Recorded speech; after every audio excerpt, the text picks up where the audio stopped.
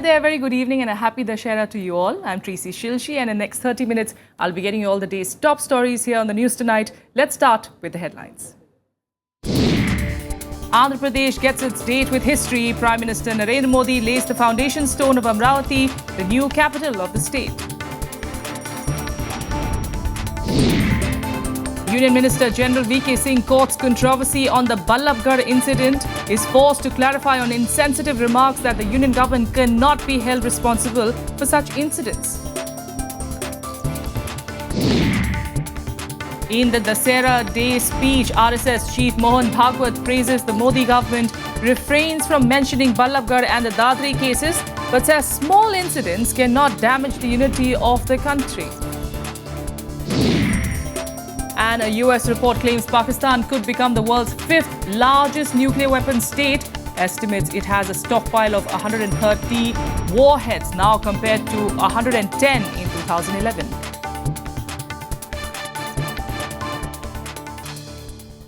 Our top story, Andhra Pradesh had its tryst with destiny today when it got cracking on the job to build a new capital. Prime Minister Narendra Modi laid the foundation stone for what Chief Minister Chandrababu Naidu said will be the city of the future.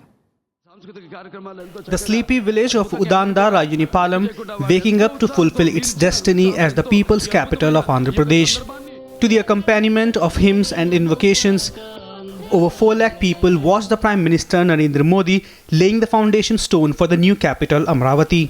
Modi gave full credit to the Andhra Pradesh Chief Minister for making the historic occasion possible in just over 16 months.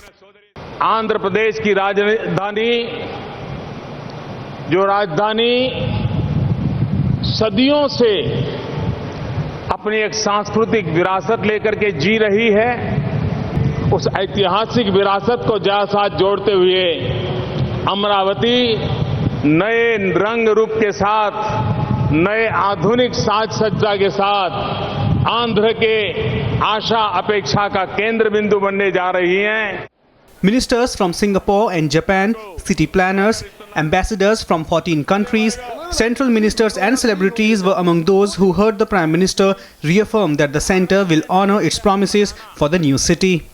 मैं आंध्र वासियों को विश्वास दिलाना चाहता हूं कि reorganisation act के अंदर जो भी बातें कही गई हैं उसको लेटर एंड स्पिरिट के साथ भारत सरकार साथ रहेगी, लागू करेगी. चंद्रबाबू और नरेंद्र मोदी की जोड़ी जो बातें तय हुई हैं उसको साकार करके रहेगी, समय सीमा में साकार करके रहेगी. It was a personal triumph for the Chief Minister who overcame the bitterness caused by the state's bifurcation into Andhra and Telangana and seized the opportunity to make the city of the future. I am delighted, I am very happy. Under your leadership, I am confident we will build world best capital, that is people's capital in Amravati.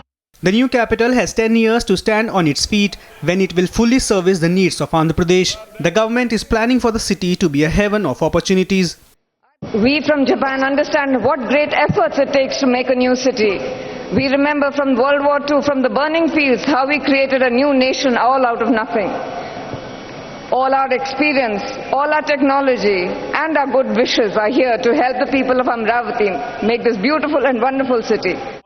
In Hindu mythology, Amravati is the capital of Indra, the king of gods. Historically, Amravati was once the seat of power of the Satvahana rulers. Naidu says he wants the new city to be a similar benchmark. Bureau Report, Rajya Sabha TV. In other news, the CBI has begun investigating the death of 2 Dalit children in Suped village of Haryana's Faridabad district. Earlier, Chief Minister Manohar Lal Khattar visited the family of the 2 children. Visiting the family, Khattar said that the incident should not be given a political or casteist colour. Khattar also handed over a cheque of 10 lakh rupees to the aggrieved family. He also promised to punish any policemen in case of laxity on their part. A 2.5-year-old boy and his 11-month-old sister died after the assailants allegedly poured petrol through a window in their house in the middle of the night. While the children died in the ensuing blaze, their mother suffered serious burns and is battling for life in a Delhi hospital. Their father also received injuries while trying to save them. बड़े अफसोस के साथ कहना पड़ रहा है कि कुछ पार्टियां इसमें पॉलिटिकल रंग देने की कोशिश कर रही हैं. ये घटना किसी पॉलिटिकल रंग से नहीं देखी जानी चाहिए, न ही कोई जातिगत विद्वेष इस प्रकार का कोई इसमें देखा जाना चाहिए. कानून व्यवस्था बिल्कुल चरमरा गई प्रदेश में। ऐसा लगता है हरियाणा में कोई सरकार ही नहीं है। कानून व्यवस्था का जिस परिवार को सिक्योरिटी मिली हुई हो उसका ये हाल है, तो जो गरीब आदमी जिनके पास कोई सिक्योरिटी नहीं, वो कैसे उनका कैसे विश्वास रहेगा? तो कानून व्यवस्था को संभालें। While the situation there remains delicate, Union Minister of State for External Affairs General V.K. Singh has courted controversy on the incident. He said that the Union government could not be held responsible for what took place, and he later issued a clarification. Minister of State for External Affairs General V.K. Singh has tried to wash off blame for the murder of 2 Dalit children in Haryana's Faridabad district. Not only did he say that the union government cannot be blamed for the incident, he also compared it to the stoning of dogs. कभी स्थानीय घटनाओं का सरकार से ताल्लुक मत रखिए।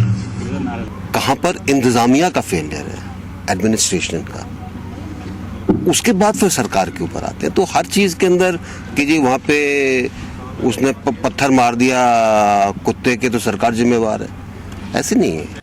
General Singh blamed a family feud for the killings and said the failure of administration cannot be put on the government's head. This is pure and utter casteism and a caste hatred filled or caste arrogance filled statement.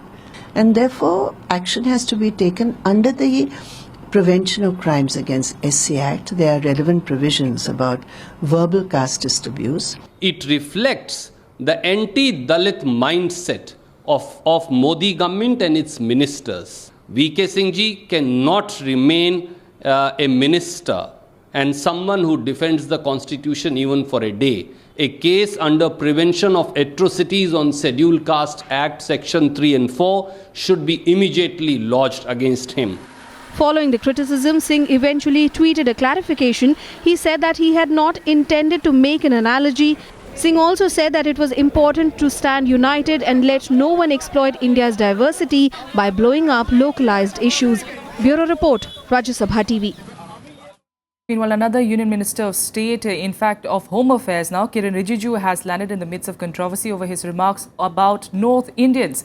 Agreeing with a statement made by a former Lieutenant Governor of Delhi, Rijiju said that North Indians take pride in and enjoy breaking rules. He made these remarks on the sidelines of a function to inaugurate a think tank on police-related subjects.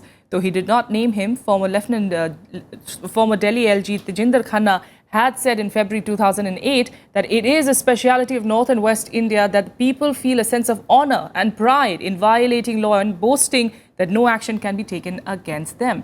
Rijiju later retracted his statement after opposition parties lodged a strong protest. अभी पूरा देखा नहीं है, लेकिन lieutenant governor साहब ने आज से शायद 6-7 साल पहले कुछ बोले थे, तो मैंने कहा कि लेफ्टिनेंट गवर्नर साहब ने सही कहा, मगर ये पूरा समाज को लागू होता है। ये सिर्फ एक section north Indian, south Indian, east Indian, West Indian ऐसे नहीं होता है। ये समाज को लागू होता है और समाज को समझना पड़ेगा। किरण रिजिजू जी का ये कहना बिल्कुल, भारत सरकार के एक मंत्री का कहना बिल्कुल गलत है। आपको याद होगा कि एक बार दिल्ली के एक एलजी ने इस तरह की बात कही थी जब यूपीए का शासन था।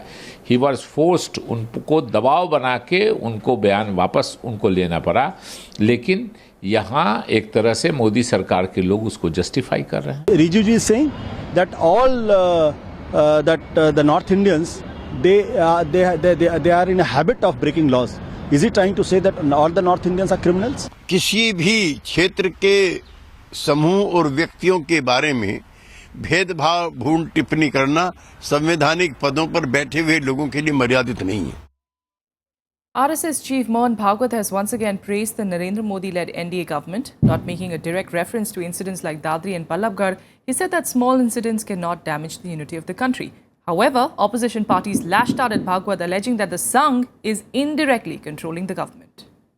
संपूर्ण मानव जाति के हित की कामना करते हैं और संपूर्ण मानव जाति की बात करते समय उनकी सारी विविधताओं का स्वीकार करके चलते, सम्मान करके चलते। ये अनुशासन सिखाने वाला जो है जीवन का तरीका, जो सबको जोड़ता है, सबको ऊपर उठाता है, किसी को गिराता नहीं, किसी को बिखरने नहीं देता, उसको हमारे यहाँ धर्म कहा है. Without making a reference to the recent incidents of communal and caste tensions, RSS chief Mohan Bhagwat sought to underplay them in his annual address on the occasion of Vijay Dashmi in Nagpur. The opposition, however, has not taken kindly to his words, alleging that the Sangh is indirectly controlling the actions of the NDA government.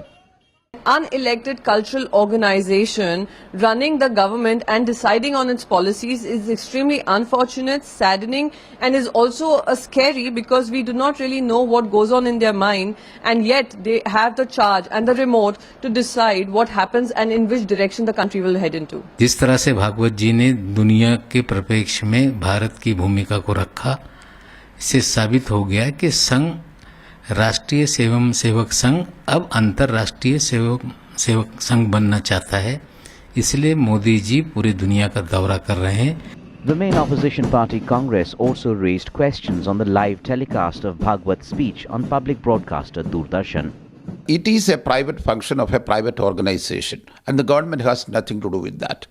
Now the public broadcaster is giving lot of publicity and special coverage for this program, which is incorrect. The ruling BJP, however, has put up a strong defense in favor of the RSS. The party says the organization has been working for the unity of the country for several years now. जब private channel जो हैं वो जो live कर रहे हैं तो दूरदर्शन क्यों नहीं करेगा? सरसंघ चालक जी की बात को जनता तक पहुंचाना वो देश के लिए अच्छी बात कह रहे हैं. यहाँ तो जो लोग गाली गलौज दे रहे हैं उनकी बात पहुंचाई जाती थी, और एक अच्छा संदेश हर नागरिक तक पहुंचना चाहिए, इसमें किसी को क्या एतराज हो सकता है? This is the second year in a row when the RSS chief's address has been telecast live on DD, a practice that began after the BJP came to power last year. Vishal Dahiya's report for Rajya Sabha Television. Meanwhile, Ravan Dahan was celebrated at parade grounds in Delhi today in the presence of President Pranab Mukherjee and Vice President Hamid Ansari and BJP President Amit Shah.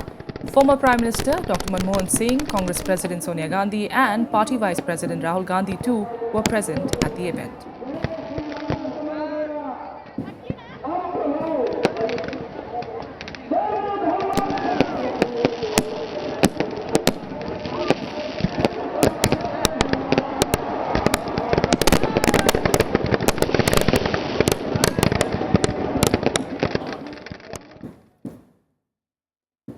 While on one hand festivities are on across the country, violent protests are on in Punjab over the alleged desecration of the Sikh holy book.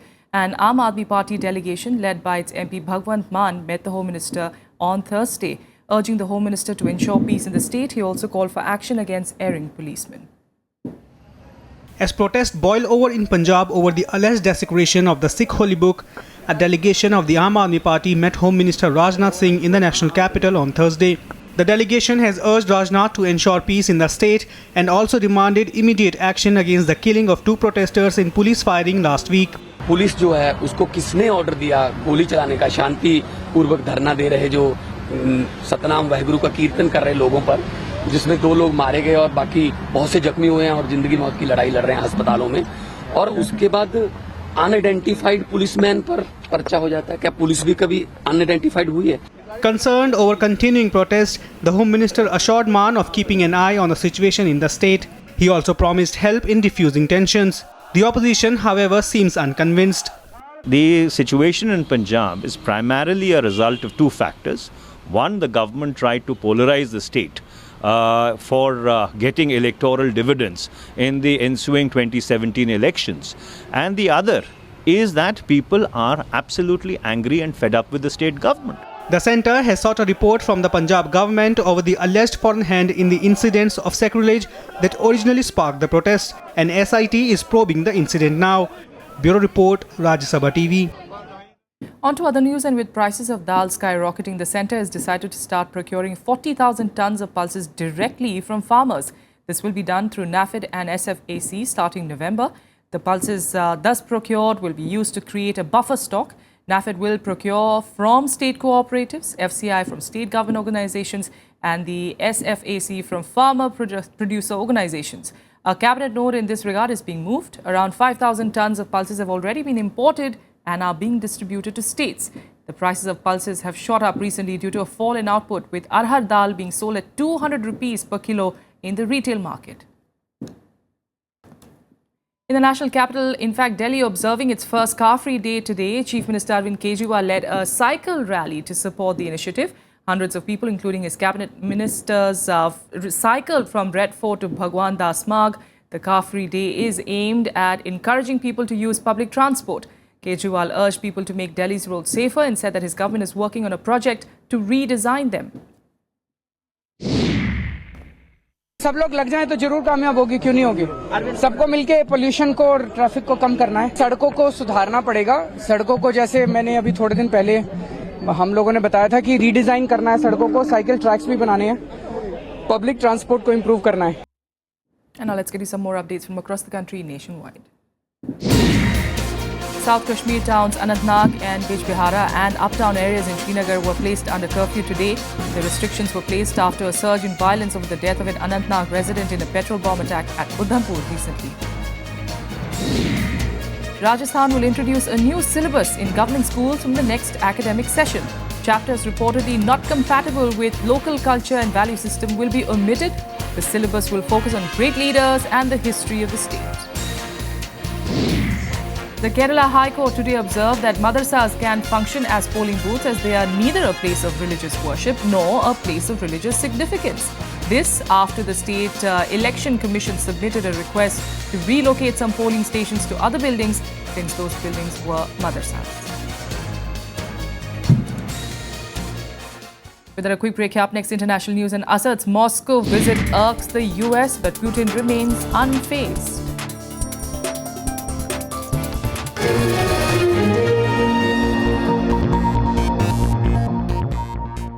Welcome back. You're watching the news tonight. Now, Pakistan claims that it has done enough to prove its intent on fighting terrorism.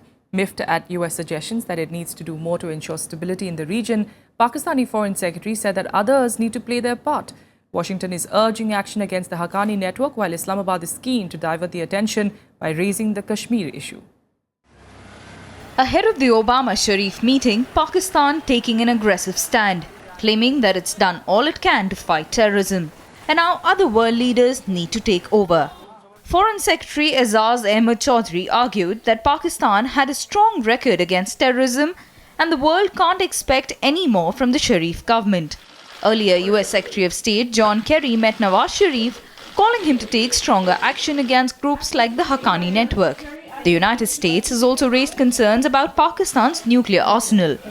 Sharif claims the security situation has improved significantly in Pakistan. He also maintained that the low-yield nuclear weapons with Pakistan are only a tactical counter to India's cold start doctrine, and that there are no chance of Islamist militants seizing atomic weapons.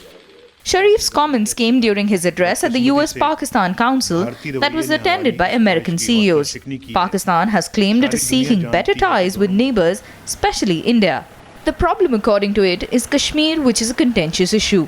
The focus of the Obama-Sharif talks has shifted to tensions with India rather than counter-terrorism operations. Bureau Report, Rajya Sabha TV. Meanwhile, a report claims that Pakistan could become the world's fifth largest nuclear weapons state by 2025. According to a report published in the US, Pakistan currently has a stockpile of 110 to 130 warheads compared to 90 to 110 in 2011. At this rate, Pakistan is tipped to rank just behind the US, Russia, China and France. The report, co-authored by two nuclear analysts, estimates that Pakistani warheads could possibly expand to 220 to 250 in the next 10 years. Pakistan has at least 6 types of operational nuclear-capable ballistic missiles. It is also likely to develop short-range nuclear-capable cruise missiles to counter Indian troops. In more international news, Syrian President Assad's growing proximity to Russian President Putin and his recent visit to Moscow have ruffled feathers in the West. The White House said, though it is not surprised by the visit, such tactics will not help find a political solution to the civil war.